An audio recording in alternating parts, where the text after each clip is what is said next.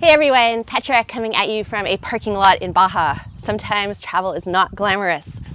I wanted to talk to you today about stretching and some ways you can think about stretching to make your work more active, potentially more helpful for increasing your ranges of motion, and definitely more helpful for increasing the strength and control you have over your joints, which is super helpful for everybody, but especially for people who have some hypermobility or hyperlaxity going on. So this is really principles you can apply to any given stretch.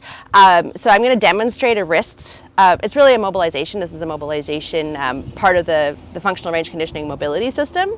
But it's really taking a stretch and then activating it. So I'm going to talk about it like a stretch. We're going to work on wrist extension, which is this movement of the wrists, because that's one that you're going to use a lot, hopefully, if you're ever weight bearing on your hands. So that's quadruped, that's push-ups, that's plank, that's crawling, that's tripods. You want to have some ability to actively get your wrists into extension so that you're not just using your body weight to squash your wrists passively into extension when you do those movements.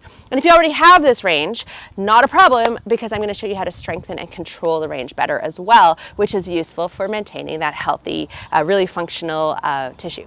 Okay, so if you think about a regular stretch, there's a lot of types of stretching, but for the most part, what you do is you put your body into a position where you tension muscles or you tension a joint so that you can feel some lengthening in the muscles. So for wrist extension, your stretch might look like this.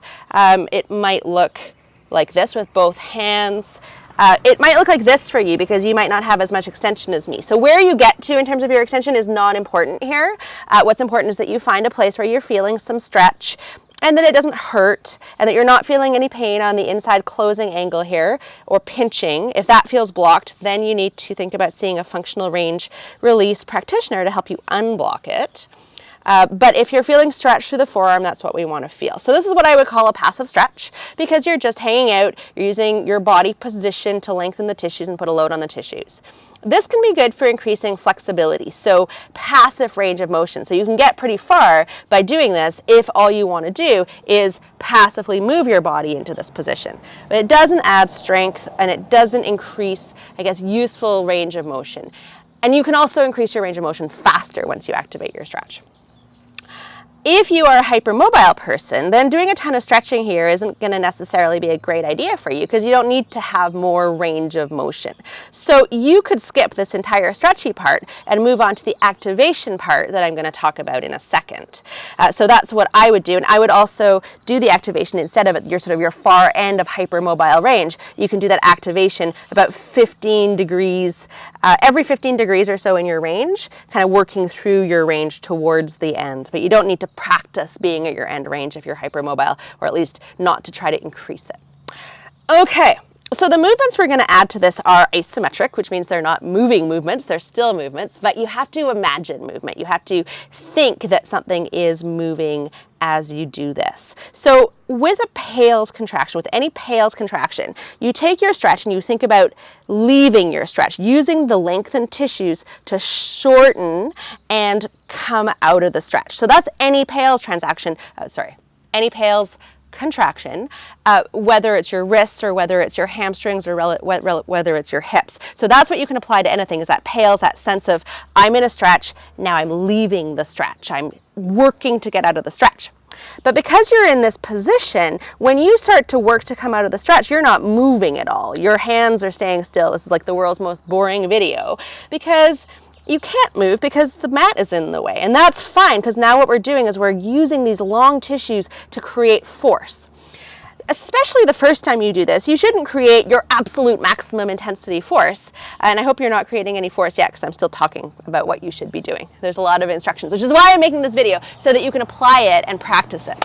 So that's your PAILs, this movement. And you're going to slowly increase your PAILs the first time up to maybe 50 or 60%. And you're not going to go crazy higher than that, maybe ever, or maybe you're going to start working up to your 100% slowly and carefully and listening to your body over time, over a few weeks, over a few months. Your rails contraction is the opposite of the PAILs. Here you're going to use the short tissue in your hand to contract. So that's going to be like you're pulling the backs of your fingers up towards the back of your arm. You're going to think about using the hand tissues and the back of the arm tissues to do that. So you're trying to pull deeper into the stretch, but you're not using gravity and body weight and position to do it. You're using these muscles actively. So what the whole PAILs and rails sequence does for your body is it says, hey body, you're safe creating force in these long tissues, so hey, maybe you could give me a little bit more length. And then you start trying to get more length with the rails. So you try to get more length, and then you relax out of that, and then you can see if you can stretch a little further. And all things being equal, you might get as much as a 15% increase in range of motion just from that sequence. That activation is also how you create strength in your more hypermobile joints. So if I'm in my end range, it looks like this. If I come out of my end range, it looks like this. Now I do a PAILs contraction by pushing into the ground with my fingers, by shortening through these front of the wrist tissues. And then my rails this time is going to lift the back of my hand up because I have some active range here, and that's fine. I'm just trying to strengthen what I've got. So you're pressing down passively, you're railsing up, or you could just press down passively here and not worry about the rails, and that's an option as well. Okay, so long explanation, but I think it's worth spending the time to really understand the PAILs and rails, because that way you're not going to be confused when they come at you, and they are confusing until you get the hang of it. So the basic sequence, although there's lots of variations, the basic sequence you're going to think about is a 2-minute stretch, about a 10-second push into the ground, increasing your force, a 10-second or so hold at your maximum safe effort, which might only be 60%, and then you're going to take about 10 to 15 seconds to pull the other way into your rails, and you're going to use a fair bit of force there as long as it doesn't feel bad for your body. And there again, you're looking for any kind of pinching or pain on that closing angle, and that's a contraindication. If you feel that, back off and go get some manual work done on that joint. Okay, so for the wrist PAILs and rails, we've been stretching forever, so we're going to do a whole sequence. I'm going to talk you through it. You're going to start with your PAILs. That's going to be this kind of movement of your fingers, and you'll move on to your rails. So now start dialing up your PAILs. Press your fingers into the ground 10%, and then smoothly, gently increase the force to 20%, 30%, 40. Think about your body also creating force here. So you're tensioning or irradiating through your body. You can squeeze your thighs together. You can brace your abs. I'm not going to be too technical about that today. You're pressing up to your safest, greatest maximum, which today make that around 60% of pressing down into the mat. It's like you're trying to straighten your hands and come out of the stretch. You're holding here. Try to keep your hold steady. Stay controlled with your force. And then you're going to reverse. And here you're going to pull the backs of your hands up off the mat. You're going to try to pull your forearms towards the backs of your hands using your muscles. So try to lift your fingers up off the mat. Try not to move your body at all. You're really working here. And now what you're going to do is you're going to relax that out completely. Move back a tiny bit to see if you can get a little bit more stretch. And now you're going to breathe. We're going to also try to use our breathing to help relax our nervous system to give us a little bit more here. So nice, deep, slow breath into your ribs, and nice, long exhale, longer exhales than inhales. We're going to take about 5 breaths, and I've been talking for a while, so that's probably only 3 left to go. Feel the tension in your stretch and try to relax that out. You really want to calm down whatever your nervous system is telling you right now. Nice big breaths, gentle, and exhale. I'd say we're about ready for round 2. And remember, if you're hypermobile, you're probably working here and not all the way at your end range. So smoothly and slowly working to press into the mat, dialing your PAILs contraction up to your 60%. And then holding at 60. It's the muscles on the fronts of your arms right now that are working. So it's your forearm muscles, your palm muscles, the tips of your finger muscles. If it's hurting, back off a little bit. This should not hurt. You do not need to do 60%. You could do 30%. Holding here, nice and steady.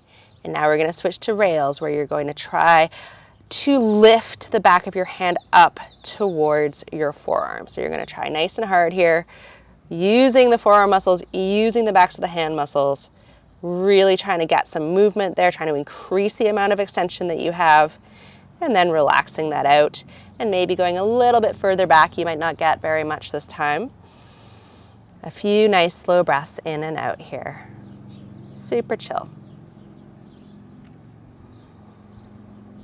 Remembering that exhale is longer than the inhale. It's a really nice, it's not a trick, it's a nervous system regulator. So if you keep your exhales longer than your inhales, you're tapping into your body's natural system for calming yourself down. So that's a nice option here. All right, so let's gently come out of that. So that's pails and rails, and you can also use it as that positional isometric, which I encourage you to do because for many of us, those positional isometrics are actually more useful than pails and rails. So if you have lots of range in a joint, then you want to think isometric. So some stretches that you could think about adding this to, one of my favorite is the top of the foot stretch. So that's a great stretch for many of our feet. It's a core of what I teach in terms of footwork. And this is a passive version of the stretch, and that's awesome. It's going to still give you some really nice loading through some parts that are very tight for most people.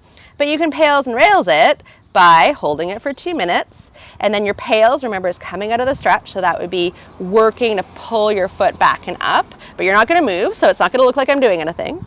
And then your rails is the other way. You're going to try to grip your foot and come into more length through the front of the leg. You're trying to pull the heel towards the back of the leg. You're using everything on the underside. That's your rails. Same thing for positional isometrics. This is one I do a lot of because I've got a lot of range in my ankles, but I could use some more strength. So I'm just doing the same thing, but without adding that stretch at the beginning.